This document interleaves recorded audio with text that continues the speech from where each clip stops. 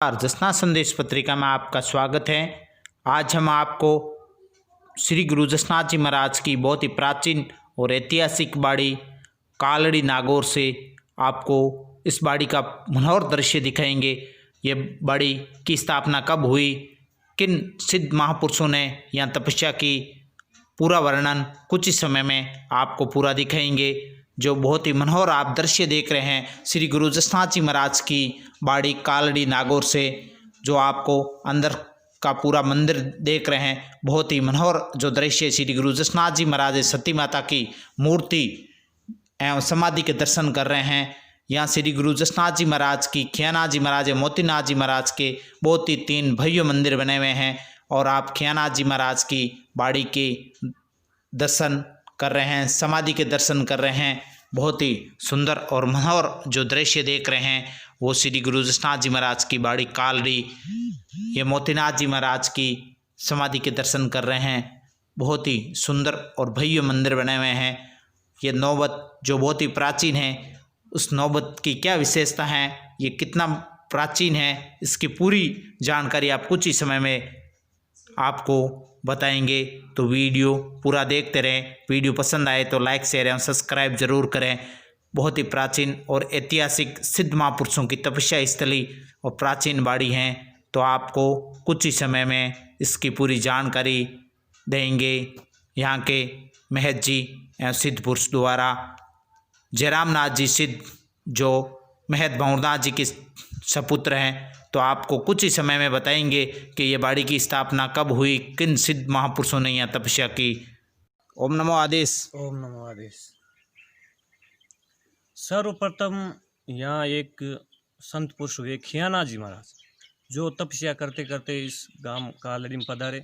यहाँ पर उन्होंने 84 वर्ष तक तपस्या की और तपस्या में लीन रहते हुए 36 नियमों का प्रचार प्रसार किया और उनकी हाथ से यह जाल लगी हुई है और इस जाल के नीचे उन्होंने भजन किया।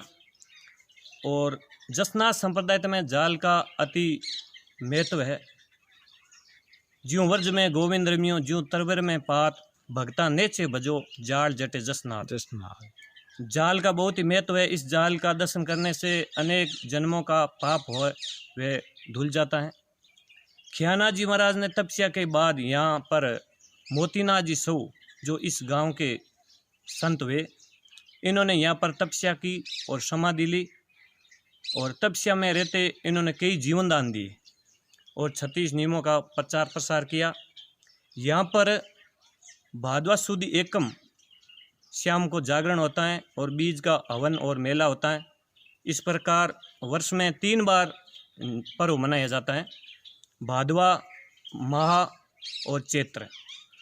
जो भी भगत आत्मविश्वास से, सात्विक बुद्धि से आता है, भगवान उनकी मनोकामना पूर्ण करते हैं।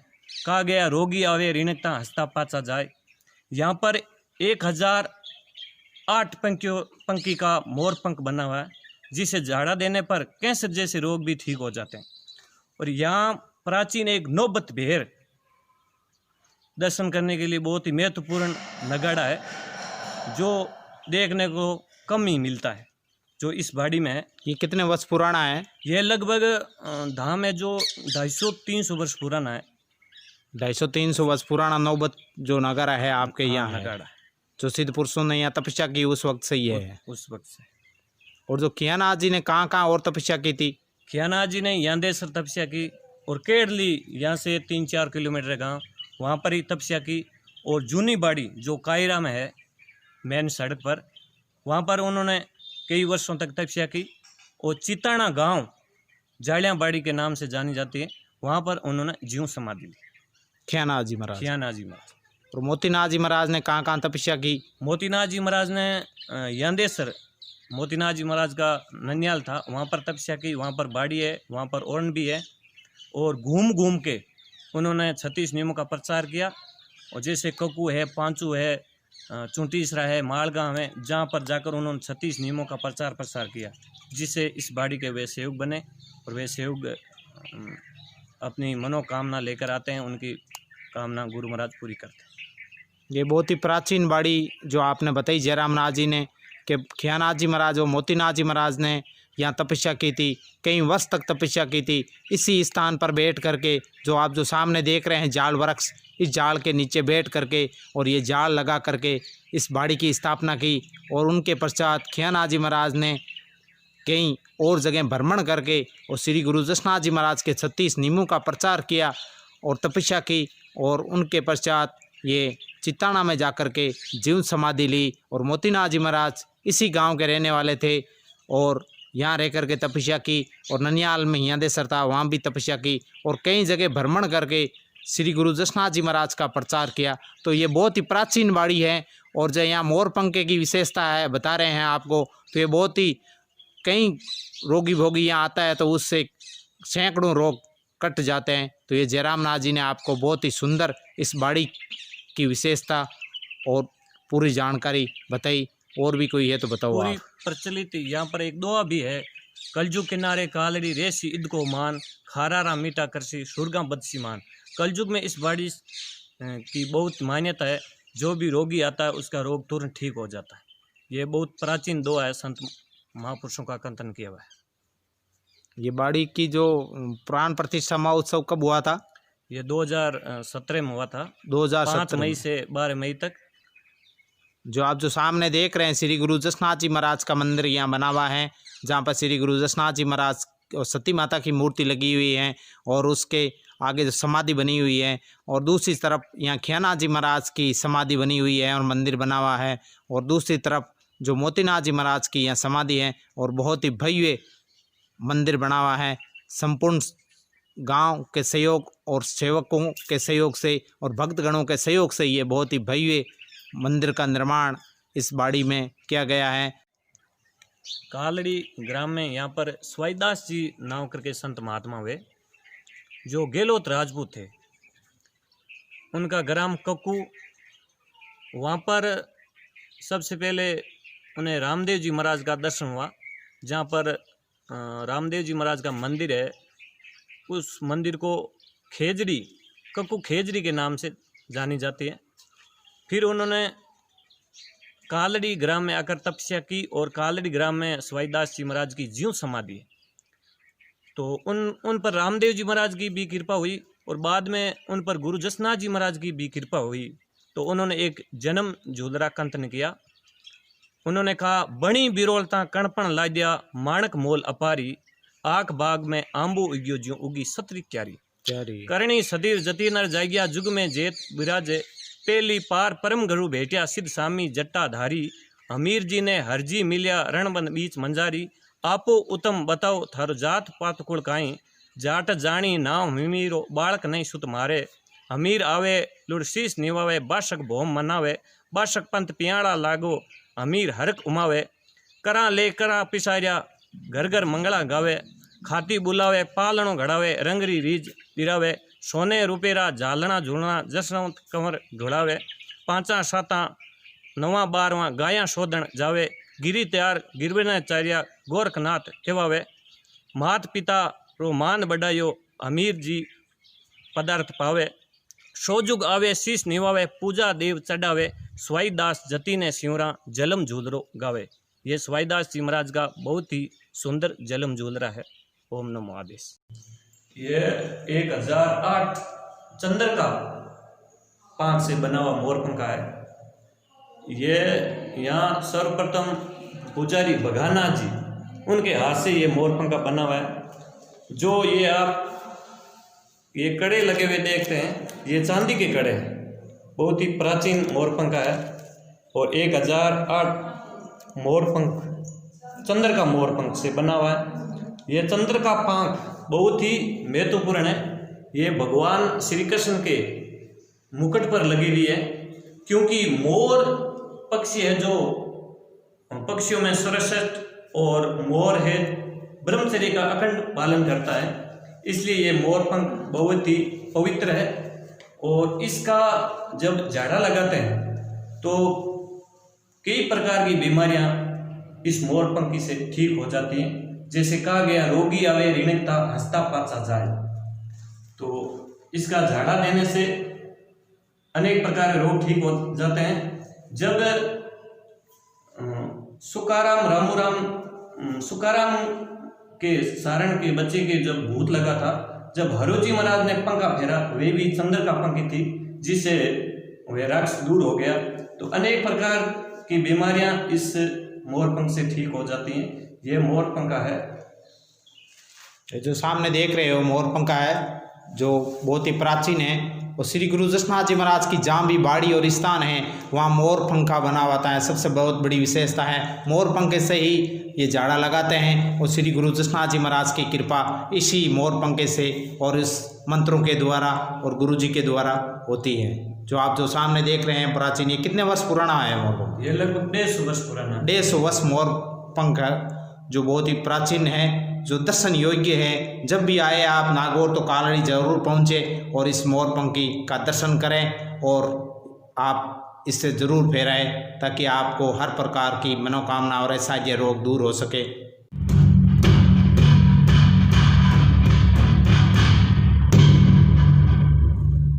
ये नौबत है, इसको बेर भी कहते हैं, बहुत ही प्राचीन है।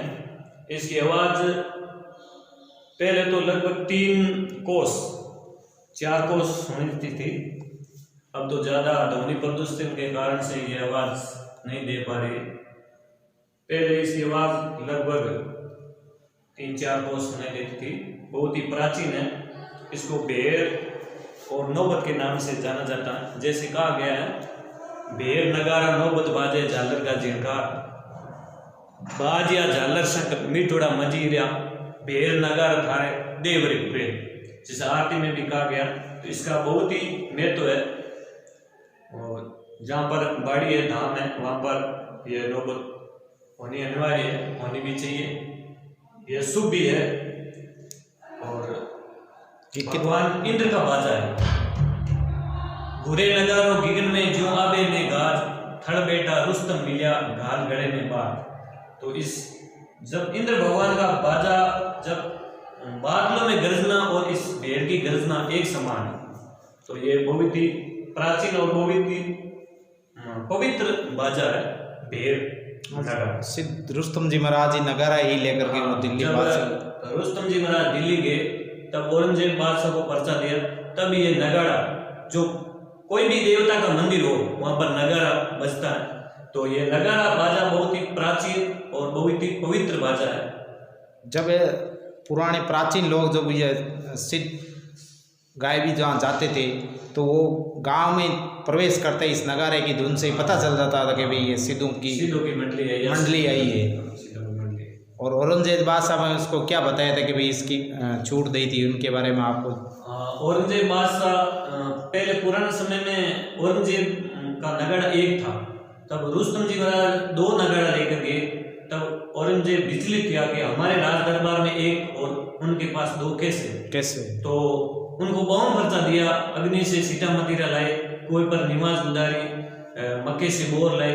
तब वे उन पर्चों से उसको ज्ञान हुआ औरंगजेब को, तब उसने छूट दे दी कि आपका नगारा जसनाथ संप्रदाय का नगारा 4 फुट और 14 भवन में बाजे, कोई उसको रोक नहीं सके। तांबा पत्थर दिया, नगारा लाग बाग सब छोड़िया, जो भी कर टैक्स था वह माफ किया, और तांबल पत्थर लेकर इस नगारे की छूट दी। यह तांबल पत्थर आज भी लिंगमा देश बाड़ी में विद्यमान है।